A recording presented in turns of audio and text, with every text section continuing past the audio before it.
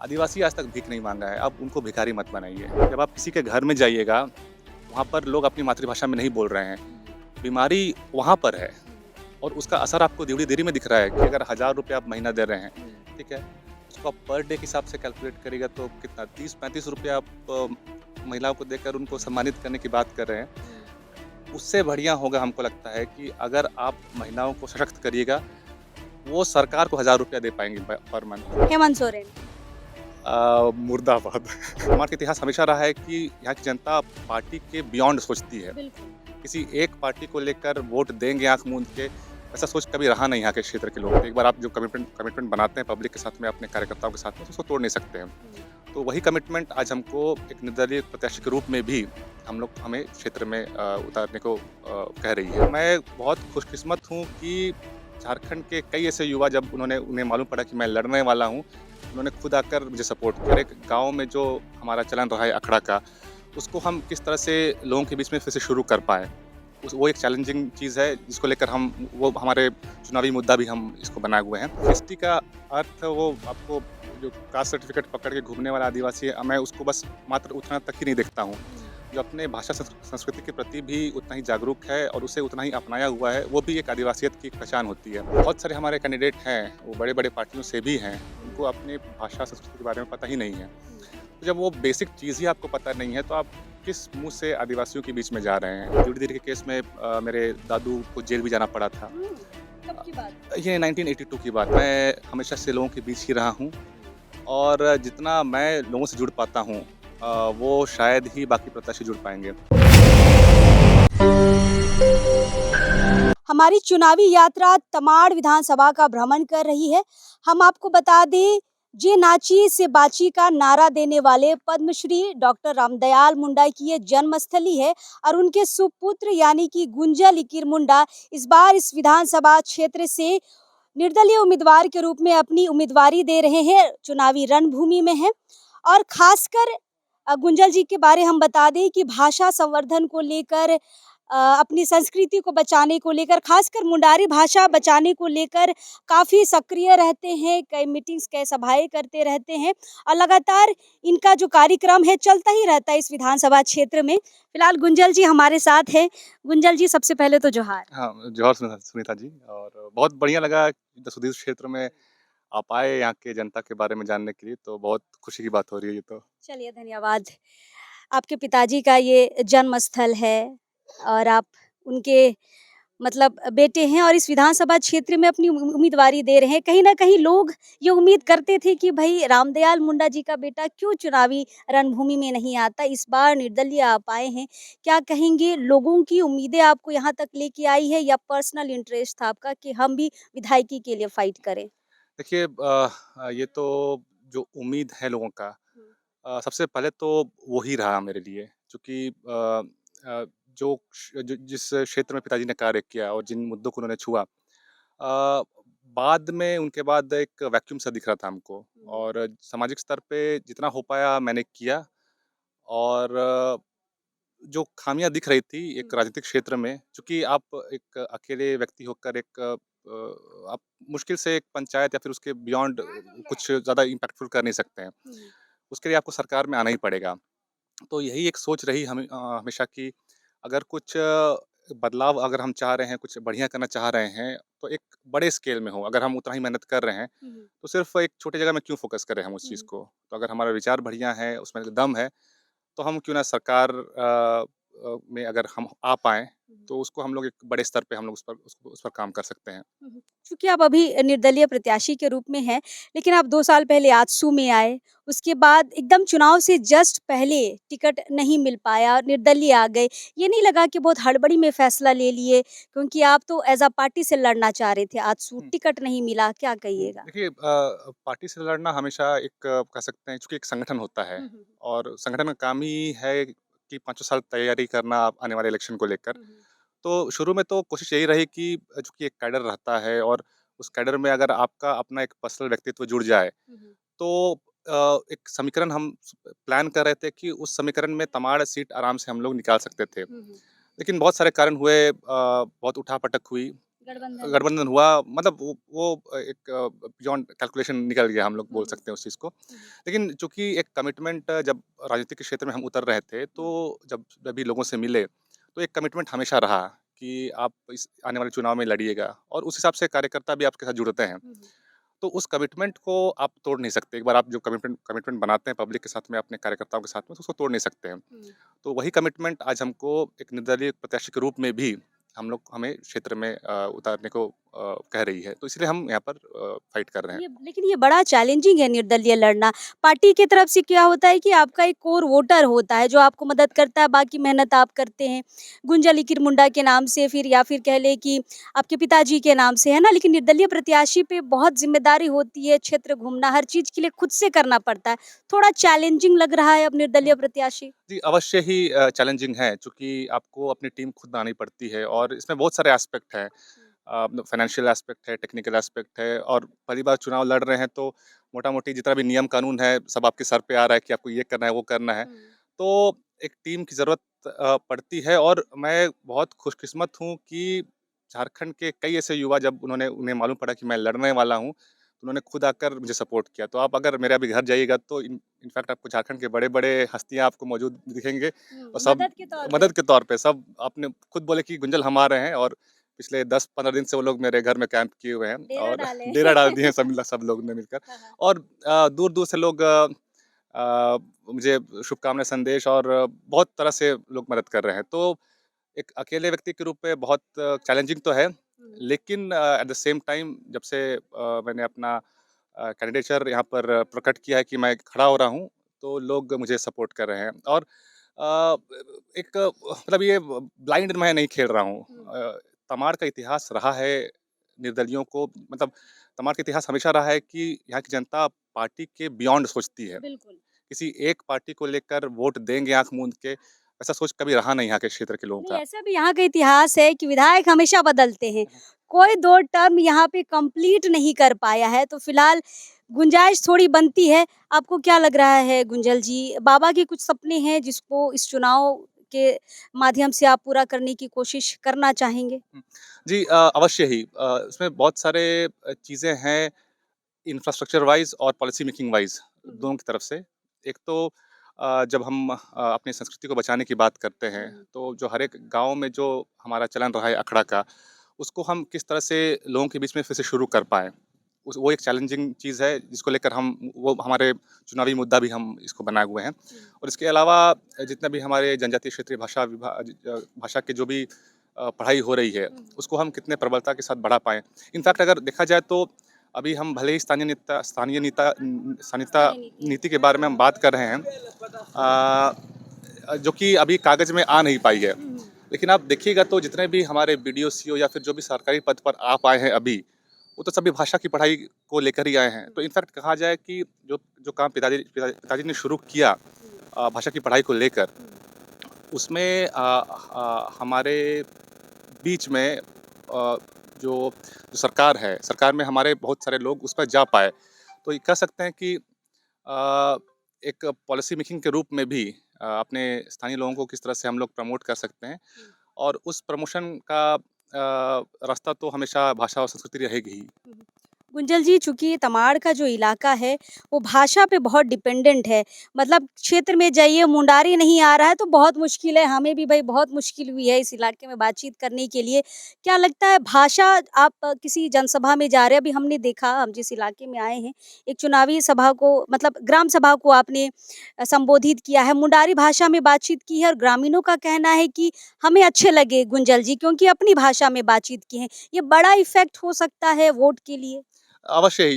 ये तो मैं हमेशा से चाहूँगा, चूँकि देखिए तमाड़ एक एसटी रिज़र्व्ड सीट है, हुँ, और एसटी का अर्थ वो आपको जो कास्ट सर्टिफ़िकेट पकड़ के घूमने वाला आदिवासी है, मैं उसको बस मात्र उतना तक ही नहीं देखता हूँ। हुँ, जो अपने भाषा संस्कृति के प्रति भी उतना ही जागरूक है, और उसे उतना ही अपनाया हुआ है, वो भी एक आदिवासियत की एक पहचान होती है। हुँ, तो अगर एक एसटी सीट से उठ रहे हैं, तो आपकी पहली शर्त ये होनी चाहिए कि जो भी उठ रहा है, उसे अपनी अपनी मातृभाषा मालूम होनी चाहिए। जो कि इनफैक्ट बड़ाई तो नहीं करूँगा, लेकिन बहुत सारे हमारे कैंडिडेट हैं, वो बड़े-बड़े पार्टियों से भी हैं, हुँ, उनको अपने भाषा संस्कृति के बारे में पता ही नहीं है। हुँ, तो जब वो बेसिक चीज़ ही आपको पता नहीं है, तो आप किस मुँह से आदिवासियों के बीच में जा रहे हैं? जब आप उनकी मन की बात को उनके रहन-सहन को या फिर उनकी उन्नति के बारे में आप किस दिशा से सोच पाएँगे? हुँ।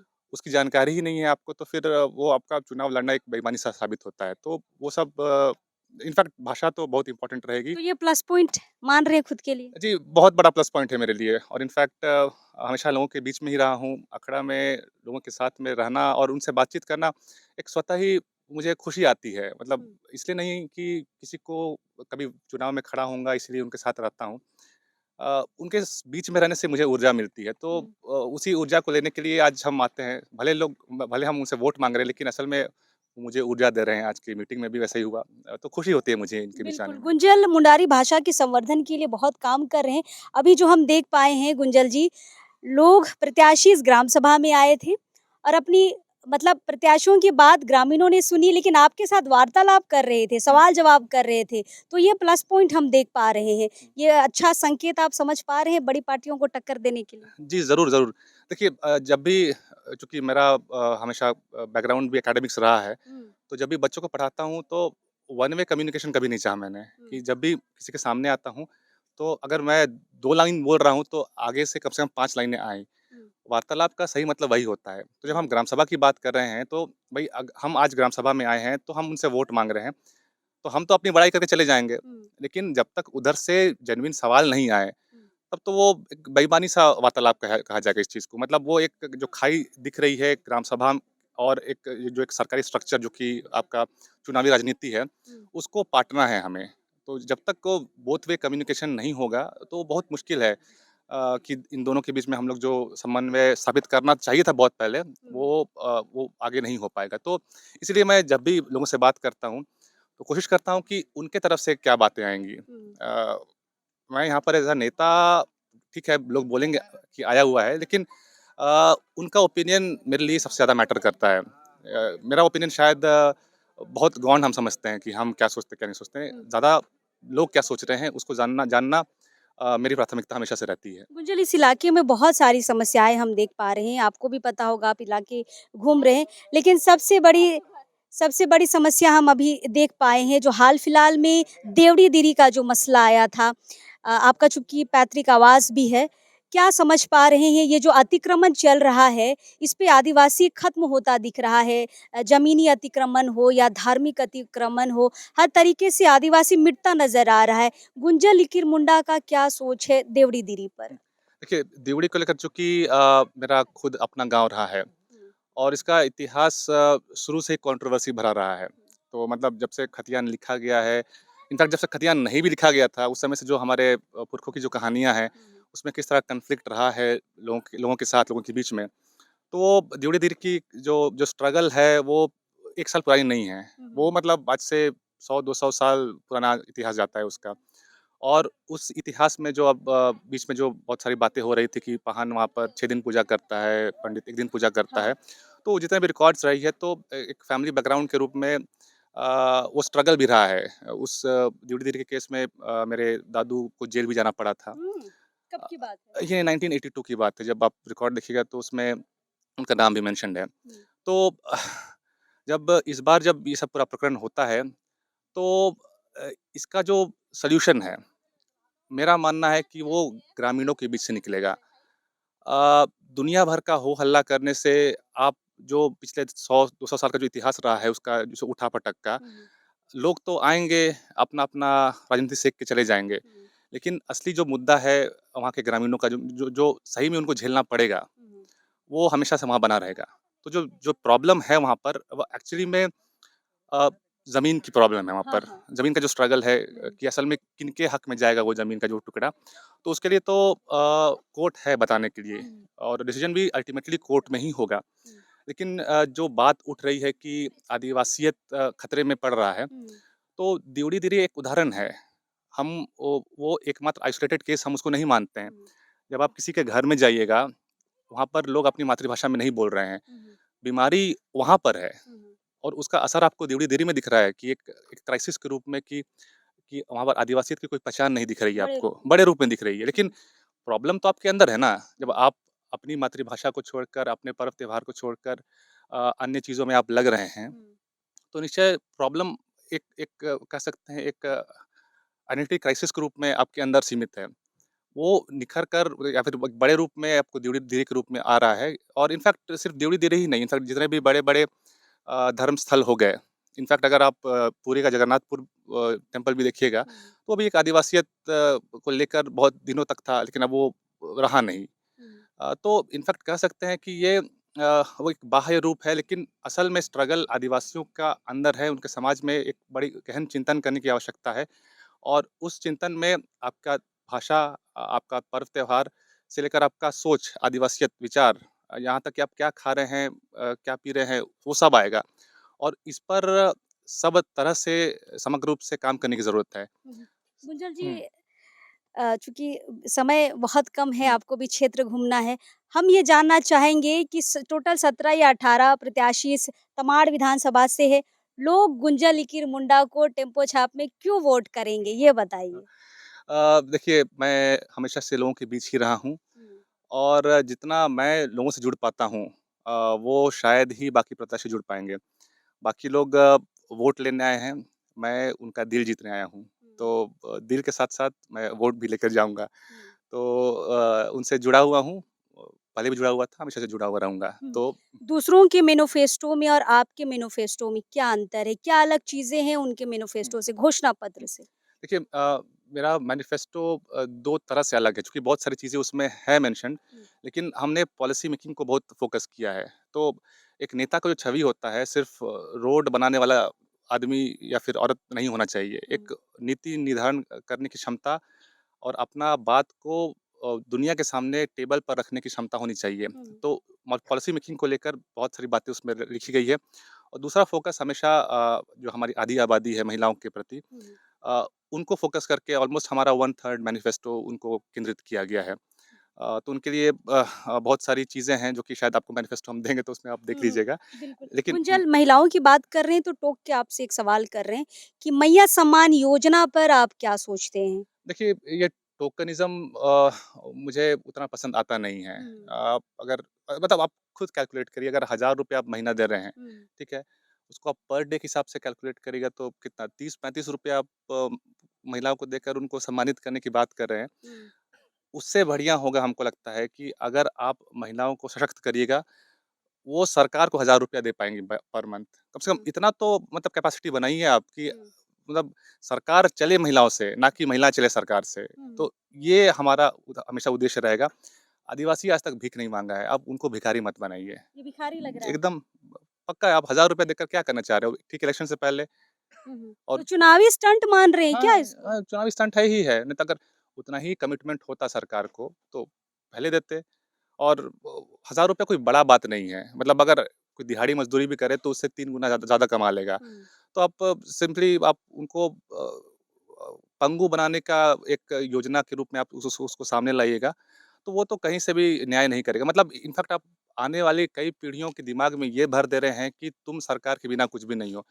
जबकि हम खुद याद करते हैं कि हमारे पुरखे कहते थे कि यार मतलब ये पूरा अब्बुआ दिसुम अब्बुआ राज है। हुँ, तो सरकार को तो हमसे आना चाहिए माँगने के लिए, तो हम हुँ। सरकार के प्रति क्यों उनके सामने हाथ जोड़ेंगे? तो तो जिस प्रकार से राशन पे लोग अब आश्रित हो गए हैं, हुँ, कमाना छोड़ दिए हैं, ज़मीन बेच दे रहे हैं कि भई राशन तो हुँ। आ रहा है, तो ये ₹1000 भी नुकसानदेह समझ रहे हैं क्या?